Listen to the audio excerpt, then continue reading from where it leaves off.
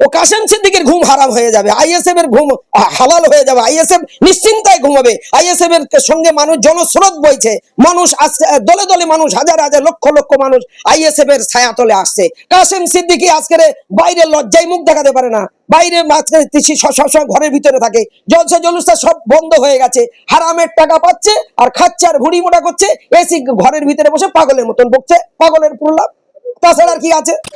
দাদা হুজুরের আওলাদ বলে উনি যদি দাবি করেন, তাহলে দাদা হুজুরের মানে মুরিদেরা, দাদা হুজুরের আওলাদেরা সেখানে শহীদ মিনারে সভা করলে তাদের যদি পুকুর বলে কটাক্ষ করতে পারে, তাহলে ওনাকে আমি দাদা হুজুরের যে ওসিয়াত আছে সেই ওসিয়াত মেনে উনি কাজ করেন না। উনি কালকের যে থুতু ফেলেছেন, যে বলেছেন যে টিএমসি করা হারাম, ইমান থাকবে না, তার জানাজা পড়া যাবে না, তার মুসলমানের কবরে কবর দেওয়া যাবে না, আজকের তাদের দলের টিকিট নিয়ে উনি মুখ বন্ধ করে চুপ করে উনি টিএমসির নেতা হয়ে বসে আছেন, ইনি কি দাদা হুজুরের আওলাদের মধ্যে পড়ে?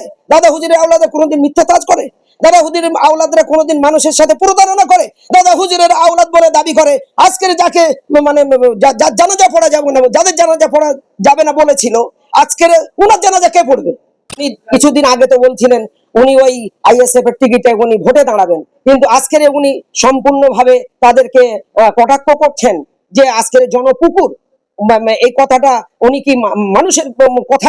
এটা তো কথাটা কখনো কোনোদিন এই কথাটা সঠিক কথা হতে পারে না। যে থুতু ফেললেন আজকের সেই থুতু আপনি চেটে খেলেন, যাদের জানাজা পড়া হারাম বললেন, আজকের আপনি তাদের কাছে গিয়ে আপনি শরণাপন্ন হলেন, আপনার জানাজা কে পড়াবে? আপনার জানাজা পড়াটা তো হারাম হয়ে যাবে। তাই আমি বলতে চাই যে আজকের আপনি মুজাদ্দিদে জামানের আওলাদ যারা এত মানে এত লক্ষ লক্ষ মানুষের যে জনস্রোত, যেখানে যেখানে জনসমুদ্র হয়েছে, সেখানে আপনি জনপুকুর বলছেন, এই পুকুরটা কখনো বলা আপনার উচিত হয়নি।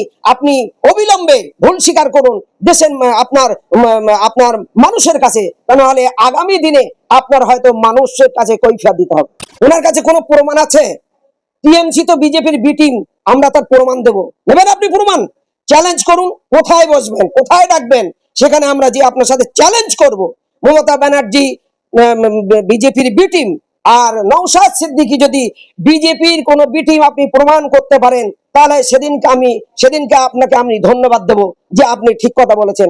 এ কখনো কোনোদিন বেঠিক মানে ঠিক কথা হয়নি। আপনি মানে মিথ্যাচার করছেন, আপনি মিথ্যা কথা বলছেন, এই কথাটা সত্য নয়। ওনার অস্তিত্বকে টিকে রাখার লক্ষ্যে কথাটা বলেছেন। তো সারা জীবন শওকত মোল্লা যদি সাধনা করে, ওই শহীদ মিনারের মতন জনসমুদ্র ও জীবনে কোনোদিন ওই রকম একটা সভা করে দেখাতে পারবে না। শওকত মোল্লা যেটা বলেছেন, নিজের অস্তিত্বের লক্ষ্য রক্ষার লড়াইয়ের কথা বলেছেন। উনি পাগলে কিনা বলে ছাগলে কিনা খায়, মানে যা মনে হচ্ছে তাই বলে দিচ্ছে।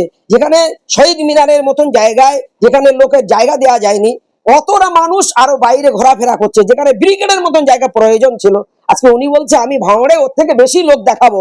তুমি মৃত্যুর আগ পর্যন্ত চ্যালেঞ্জ করলাম, ভাঙড়ে ওর থেকে বেশি লোক তুমি দেখাতে পারবে? হ্যাঁ, আমি জনগণের কাছে শুনেছিলাম, এবং লাউখালীতে আমার জামাইবাবু বাড়ি আছে, সেখানকার মানুষের কাছে আমি শুনেছি উনি 5,000 করে টাকা দিয়েছিলেন, মেশিন দিয়েছিলেন।